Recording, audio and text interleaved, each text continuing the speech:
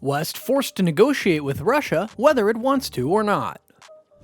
A superpower is a state with a dominant position characterized by its extensive ability to exert influence or project power on a global scale.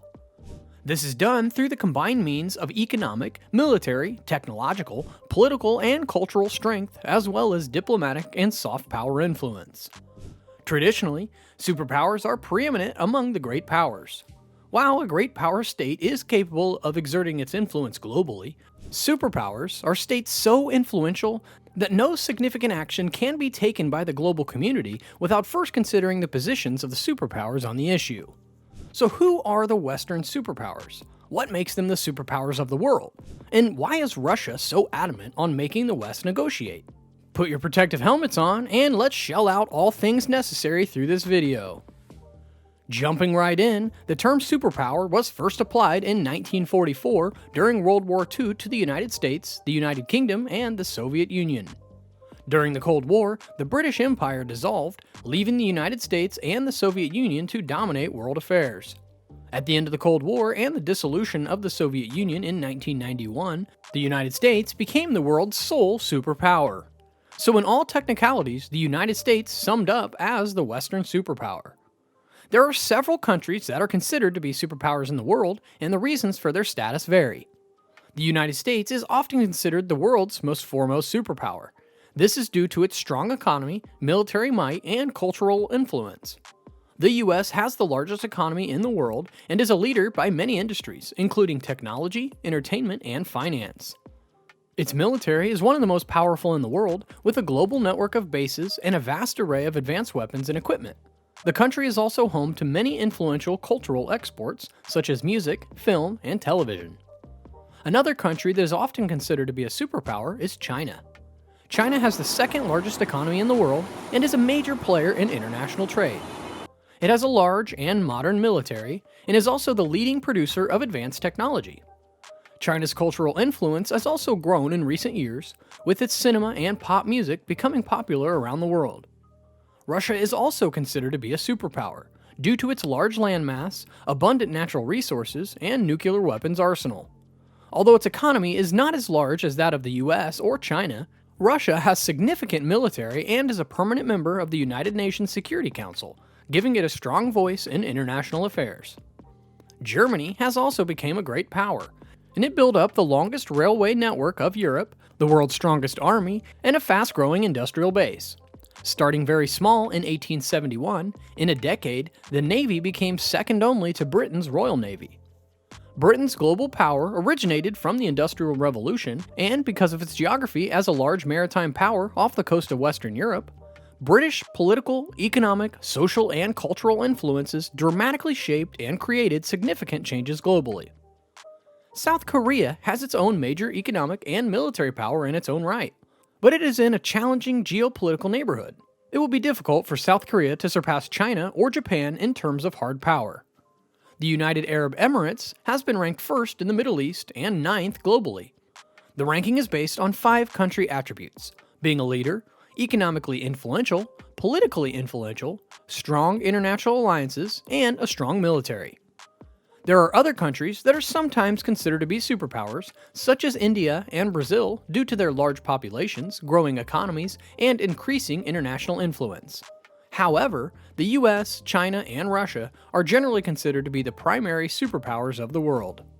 A list of superpowers in the world would go as such: United States of America as the #1 superpower in the world.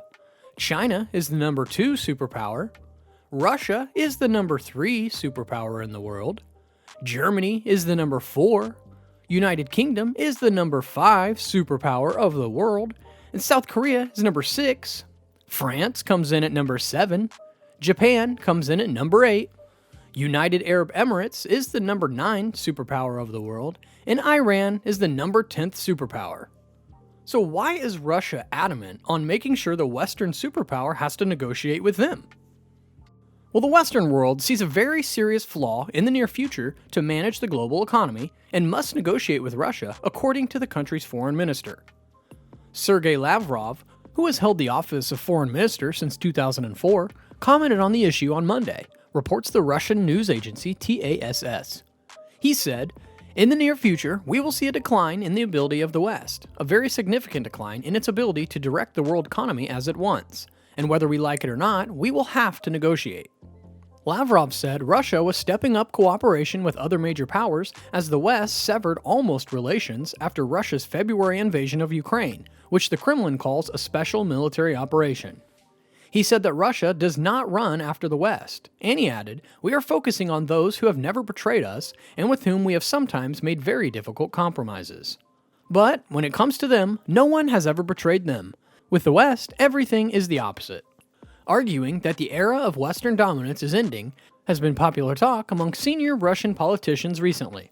In October, President Putin spoke at the Valdy Discussion Club conference of the Russian think tank, where the post-hegemonic world was discussed.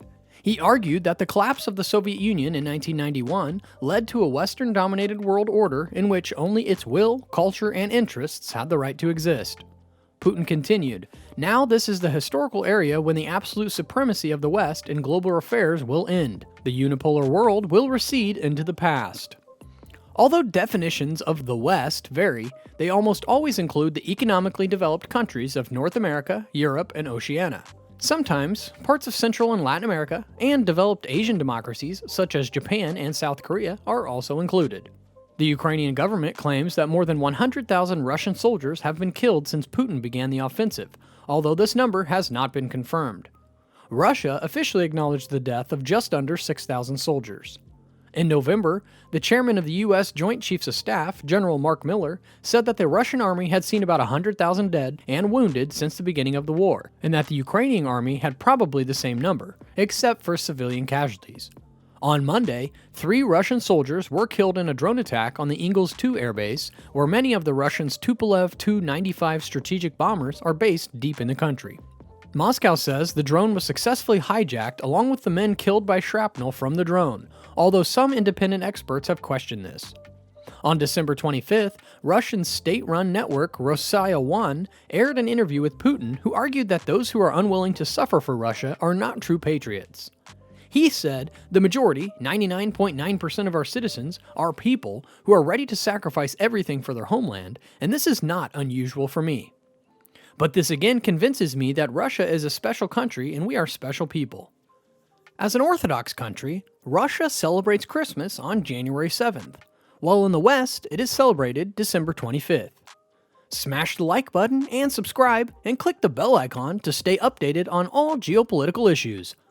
Comment below what your views are on regarding Russia's stand.